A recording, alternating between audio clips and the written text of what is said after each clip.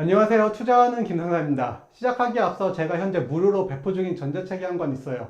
자세한 건 영상의 더보기란을 참고해 주세요. 저는 편의점 알바만 해도 15년 정도 하면 부자의 길로 접어들 수 있다고 생각을 해요. 얼마를 버느냐가 중요한 게 아니라 얼마나 모으고 수익률을 만드느냐가 부자가 되는 조건이기 때문이에요. 부자가 되지 못한 이유는 월급이 적은 게 아니라 과소비 때문에 저축을 하지 못하는 것 때문이에요. 그러면 우리는 과소비를 할까요? 그 이유는 우리가 그렇게 진화해 왔기 때문이에요. 즉, 우리의 유전자가 문제인 거예요. 자, 이게 무슨 얘기냐? 인류 역사 전체를 놓고 보면 가장 길었던 시기는 구석기 시대고, 신석기 때부터 지금까지의 기간보다 구석기 기간이 훨씬 길다고 얘기를 하죠. 인류 역사의 95%는 아프리카 초원에서 살았어요. 그때 인류는 수렵 활동과 채집 활동을 주로 했어요. 자, 이 아프리카 초원, 수렵과 채집 시절에는 남자들은 힘이 곧 권력이었어요. 힘이 있는 사람이 모든 걸 누리던 시절이었죠. 그리고 여성들은 자신과 자녀의 안전 때문에 힘 있는 남자들한테 붙게 되죠. 이게 인류 전체의 95%에 달하는 역사를 이런 시스템으로 움직였기 때문에 힘 있는 남자가 곧 권력을 갖고 있었고, 여자들은 이런 권력자한테 붙게 되는 거고, 힘이 없는 남자들은 도태되기 시작한 거예요. 그래서 일부 다처제의 문화가 형성이 된 거죠. 그래서 그 당시에도 힘이 있는 남성들이 먼저 매력적인 여성들을 아내로 맞이하기 시작했어요. 자, 그러다가 이제 농경사회로 접어들어요. 자, 농경사회는 무슨 일이 일어나냐? 이때는 신분제가 적용이 되죠. 즉, 신분이 높은 사람이 권력을 갖고 있는 거예요. 자, 그럼 힘에서 신분으로 권력이 넘어갔죠.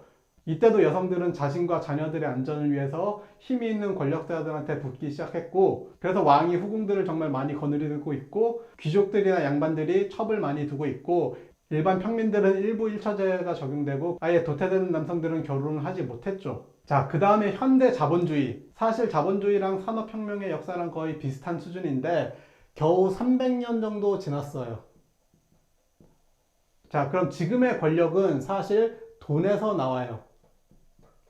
남성들이 여성들한테 어필할 수 있던 게 힘에서 신분으로 간 다음에 돈으로 넘어온 거죠. 진화론적 관점에서 보면 약 99% 이상의 시절을 자신과 자녀를 지켜줄 남성들을 선호하게 진화해 왔어요. 그럼 이제 남성들은 돈으로 어필하는 시대가 펼쳐진 거죠. 돈으로 어필하기 좋은 직업은 의사나 변호사 등 전문직이 있죠. 전문직이 정치적 권력은 없어도 인기가 많은 이유는 돈을 많이 벌 수 있기 때문이에요. 하지만 전문직보다는 우리 평균적인 사람들이 훨씬 더 많고, 이런 평균적인 사람들도 결국에는 공작새 꼬리 같은 쓸데없지만 화려한 무언가가 필요한 상태예요. 그럼 남성들은 공작새 꼬리 같은 게 뭐가 있을까요? 대표적으로 차가 있죠. 차가 곧 자신의 재산을 증명한다고 해서 차를 많이 사요. 혹은 명품 옷,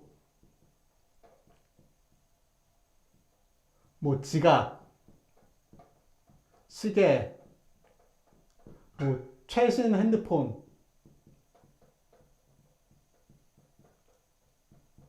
뭐 이런 걸로 자신의 재력을 어필하기 시작한 거예요. 문제는 여기서 자신의 능력을 벗어나서, 자본주의이기 때문에 대출, 카드 할부,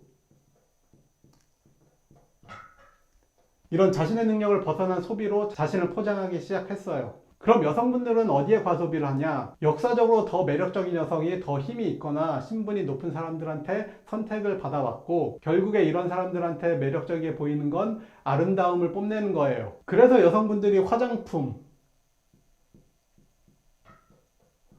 피부관리, 미용실, 필라테스, 이런 데 지출을 많이 하고 있는 상황이죠. 그런데 과거의 수렵 채집 시절이나 이런 농경사회보다 현재 4차 산업혁명이 진행되는 이 세상에 너무 광범위하게 연결이 돼서 경쟁자가 너무 많아졌어요. 과거에는 같은 촌락이나 아니면 같은 마을, 같은 도시에서만 경쟁을 하면 되는데, 지금은 경쟁자가 너무 많아졌죠. 그러면 같은 아름다움을 뽐내는 사람들 중에서도 다른 무언가를 또 어필하는 상황까지 왔어요. 그래서 여성분들도 이제 명품과 해외여행을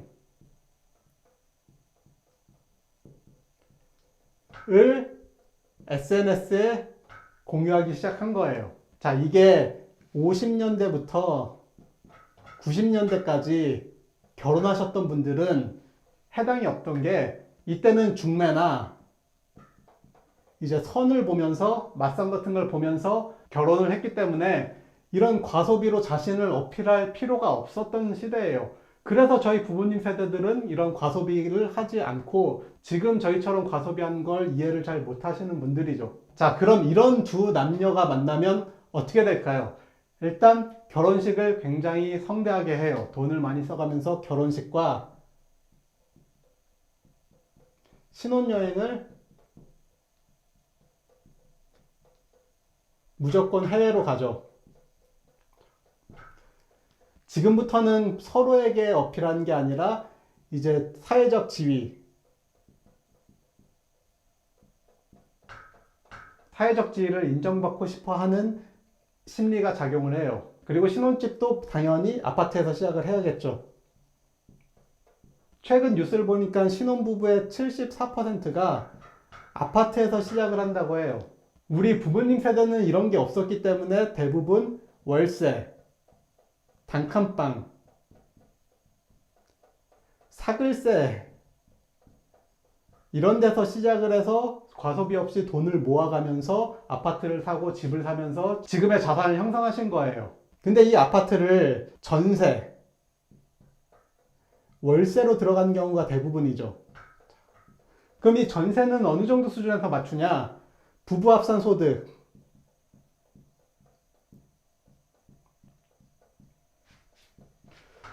부부 합산 소득에서 생활비를 빼고 뭐 이것저것 필요한 돈을 다 뺀 다음에 저축 가능한 금액이 나와요.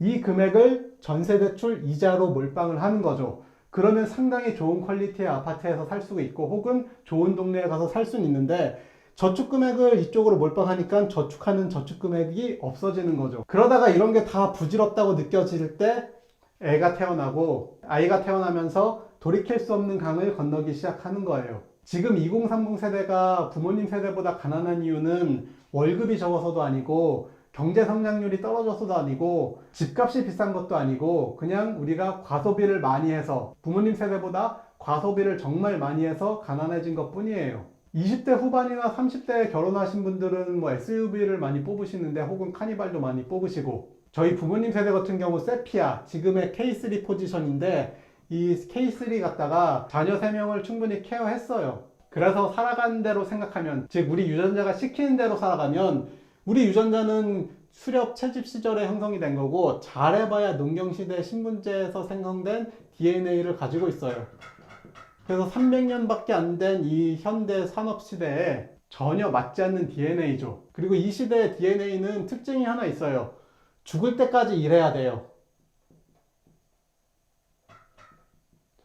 수렵과 채집 시절에는 힘이 빠지면 죽는 거였죠. 자연사 하는 게 아니라 힘이 빠지면 죽는 시대였고, 그래서 죽을 때까지 일을 했고, 그리고 농경사회에 접어들면서 가족애나 효를 중시하는 사회가 만들어졌는데, 이건 나이가 들어서 힘이 빠져서 죽는 것보다 내가 젊을 때 어르신들을 모시면서 나도 노후에 저렇게 살아갈 수 있다는 선택받은 유전자들이 살아남은 거죠. 우리는 4차 산업혁명 시대에 살고 있는데 이 아프리카 초원에서의 유전자를 갖고 살려고 하니까 정말 많은 문제가 생기고 있는 거예요. 즉 유전자가 시키는 대로 살면 안 되고 의식적으로 유전자의 명령을 거부하면서 생각하는 대로 살아가게끔 만들어야 된다고 생각을 해요. 여기까지 시청해 주셔서 감사합니다.